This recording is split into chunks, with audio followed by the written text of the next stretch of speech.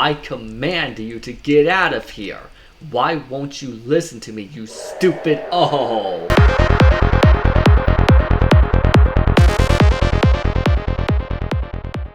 Hello everybody, my name is Brian and today we're back with the Vermander Curse. Now in the previous video we managed to beat the game, as you can see by the star here. And we were able to beat the game, but sadly the Wolf family, I forgot their names, and Jane Doe were attacked by the demon. Now Tammy and Edna and Mr. Morton were all safe and we managed to win. And then we found out that while we survived the demon, we were arrested. And Mr. Vermander was able to keep his 1%, and it was just so sad. We also found out that there is a way to have Mr. Morton attacked by the demon as well. But there are some other things that I want to try out, so let's just get into it. Alright, first thing I want to do is find a way to get Tammy attacked. So that's what I'm going to do right now. So what I'm going to do is, I'm actually going to do everything I'm supposed to this time, but not do so the next. Alright, so I'm going to answer the phone. And I'm actually going to restart the matcher even though I didn't hear anything. You begin to hear faint laughter from the other end of the phone. Ooh, okay. Alright, let's make this thing go faster.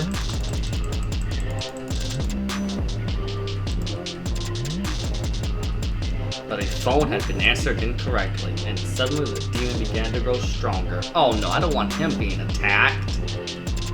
No. Okay, the wolf's name is Mr. Langboyd. Okay, and the wife must be Mrs. Langboyd. Okay. And of course, Tammy is in there. I don't want her in there. Wait a minute, I can just open the door. Oh no, that won't work. Unless, wait a minute. Okay, yes. Alright, I wanted Tammy to be attacked. Under normal circumstances, Tammy Giles was known as an awkward and shy person. She hadn't wanted to visit the hospital. No, quite the opposite.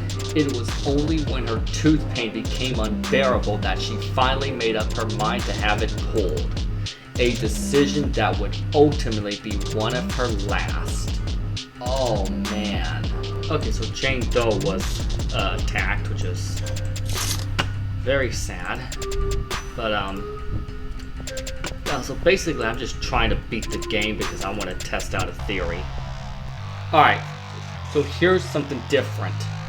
So I managed to beat the game. Unfortunately, Tammy Giles was attacked by the demon, and so was Jane Doe. So let's see what this is. An investigation to the disappearance of Tammy Giles was launched. An investigation that was compromised for Vermander's influence. Okay, so it's the same thing. Yep. Alright, so it's literally pretty much the same ending. Alright, now I want to see Nurse Morton get caught by the demon and see if that changes the ending in any way. So I am actually just gonna not do anything. Actually no, I am going to make sure the windows are closed. I don't want the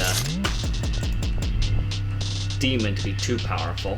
We're gonna leave this open, and then we're just gonna do this. Alright, so maybe it might attack Edna, but I have a feeling it'll attack Morton.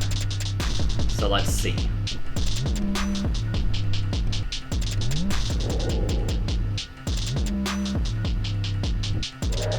Okay, yeah, it attacks Morton. Okay.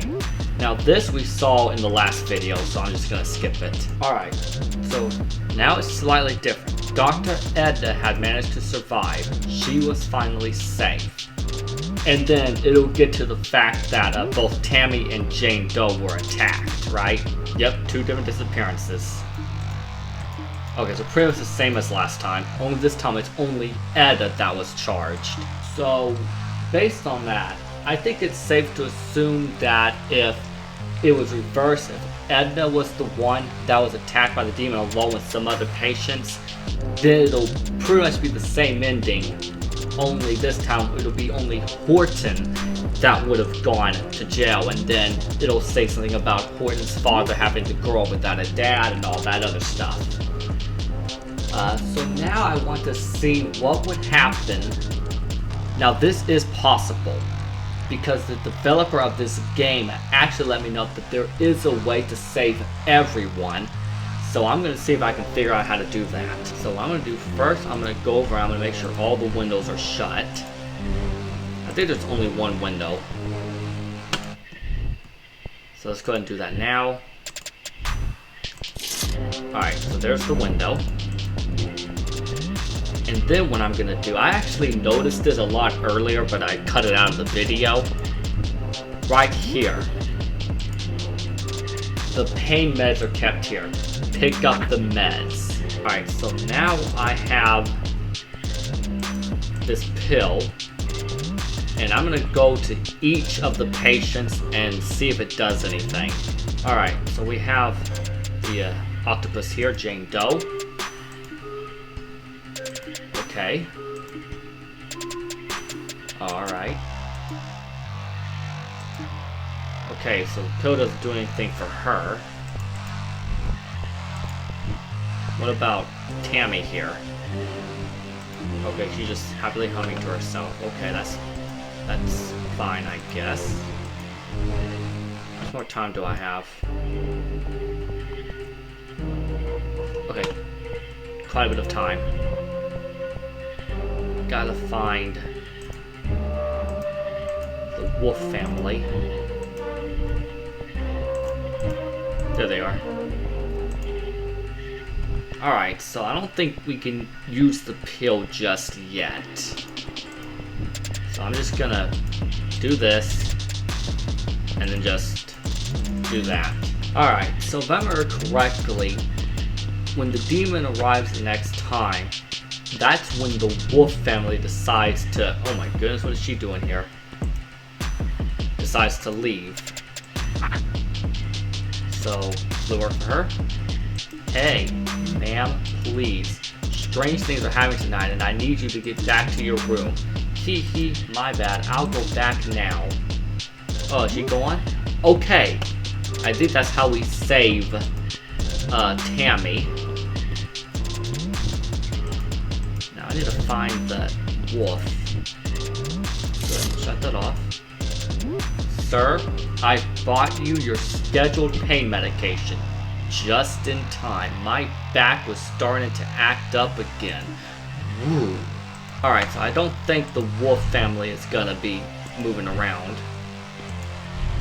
So let's focus on actually closing the windows and the phone situation. So yeah, Tammy's back in her bed now, so that's good to know. Alright, go. As far as I know, all the windows have been closed and all the phones have been answered correctly. And the Wolf family, I keep getting the name. They should be okay.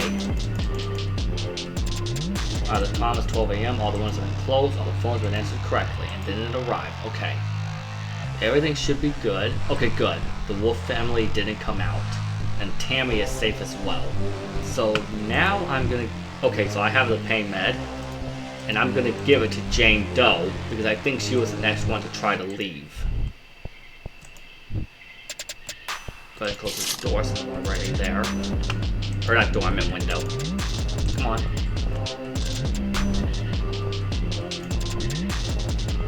Alright, let's do this right now.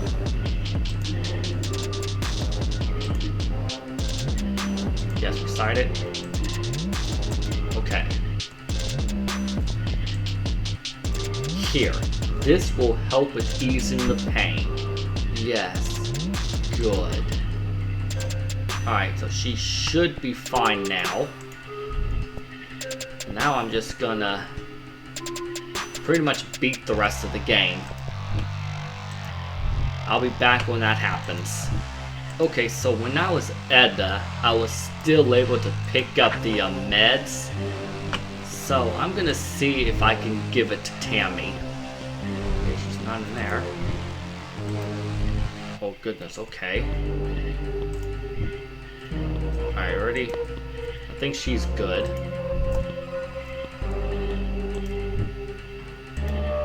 Where did she go? Okay, Tammy seems to be nowhere around.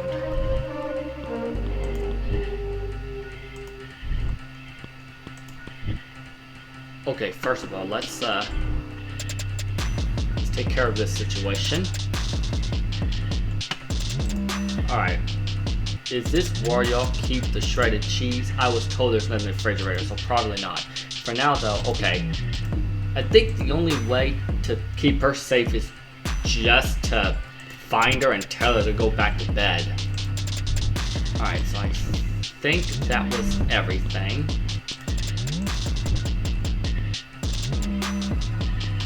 I hear a phone ringing. Alright, here we go. Alright, let's go now. Actually, no, hey, hang on. Forgot. There she is. Why did we do this? Whoa, man, I think my head's finally starting to clear. That stuff works wonders, I'm telling you. Had a tooth pulled and didn't even feel a thing. Oh, never mind. I thought she was... thought she took the pill, but guess not. Oh my god, I forgot about a candle. I need to search the rooms more thoroughly for candles from now on. Alright, we got one more round. This time I think I'm gonna show you guys. First we turn on the TV. So we managed to keep all of the patients. Tammy, the Wolf family, I think their name is Lou Bang or something like that, and Jane Doe, all safe. Because we just had to give the medicine and keep Tammy in her room. So now I just gotta finish things up here. This is the final hour.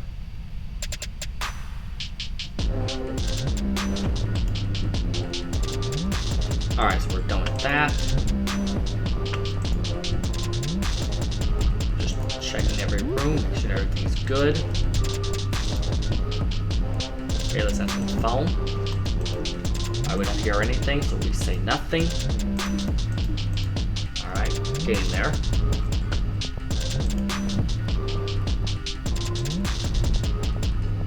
Okay. Wait, hold on. Is that door or window? Okay, yeah, it's closed. Alright, I want to make sure everything's good. Alright, that candle is always there.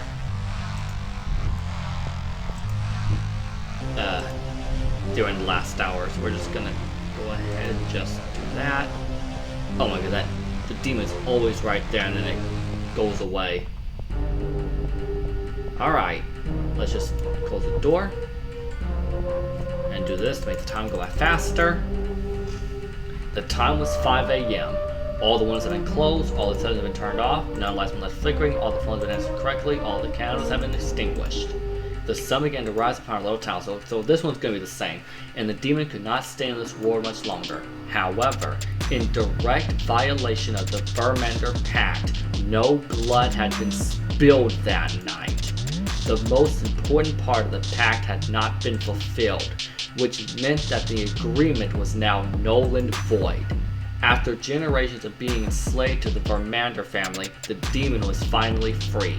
And though it did not have much time left, it knew exactly how it wished to spend its final moments. Oh,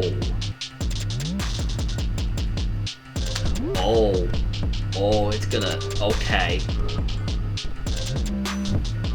It's gonna attack Vermander, yep. Hannah, what in the world are you doing back here this early? Ooh, Hannah?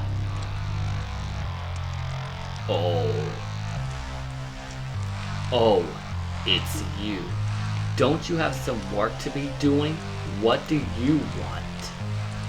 Why are you looking at me like that?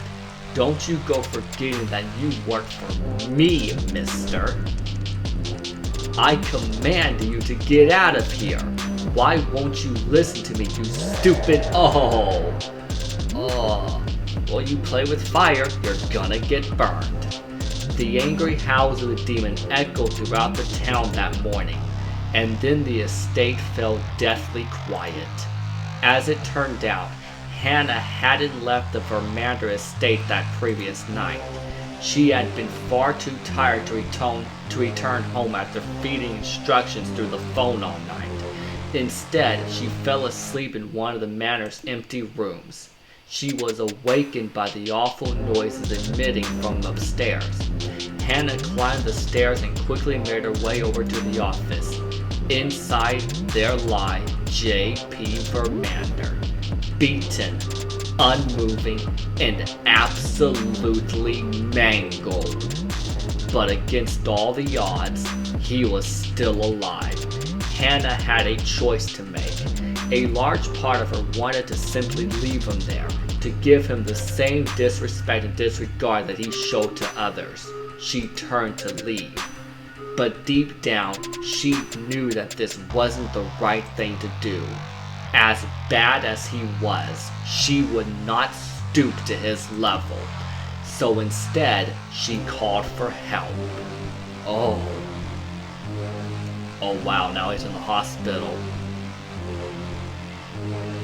In an ironic turn of events, J.P. Vermander's life was saved at the very same hospital he had tried to rid himself of. Despite their rightful and justified anger at the man, Dr. Etta and Nurse Morton treated him no different than any other patient, and he was soon on the road to a full recovery. During his stay in the hospital, he was given a room near the front. Day after day, he watched the patients as they came and went. He watched as the hospital's only doctor and sole nurse did their best to help every person that arrived. And as he watched, he realized something. Those confusing numbers on that little piece of paper actually meant something. Those numbers represented actual people. People with lives and emotions. People that just wanted to get the help they deserved. It took a near-death experience at the hands of an angry demon and an intensive stay in the hospital, but JP finally felt something that no Vermander had felt for a very long time. Remorse. And he vowed he would do everything in his power to try and make amends. Oh, wow. Oh my goodness. However, due to the pact being broken, most of the wealth and power it granted was soon lost to crippling debt. With no other options, JP sold off his estate and assets to pay his dues, and the last remaining bit of his fortune was donated to the hospital. As a sign of goodwill, Dr. Etta let him stay in one of their vacant rooms until he could get back on his feet. He is currently working as a food delivery driver to make ends meet, as he wasn't qualified for anything else. Though he does miss his money and his old lifestyle, in the end, he's just thankful to still be alive. Oh man. Morton settled into his new job as nurse just fine. Despite the rough first night, he grew to love the strange new town and its people. In the end, he knew that the decision to move here was the best one for both him and his daughter. Etta is still the best and only doctor in town. She plans to use the donation money to renovate the hospital so that they can provide the best care possible for years and years ahead. And now that they had an actual budget, she decided to hire on an accountant. Hannah happily accepted the position as her old job was no longer available. She's glad to finally have a boss that appreciates her hard work. And though it took a while, she did eventually forgive Vermander for all his misdeeds. The hospital had a bright future ahead of it, and everyone was on good terms. And that's all that mattered. Oh my goodness, that was amazing! Okay, I beat the game. I think I got the actual true ending of the game right there. Oh my goodness. Guys, thank you so much for watching, and I will see you in the next one.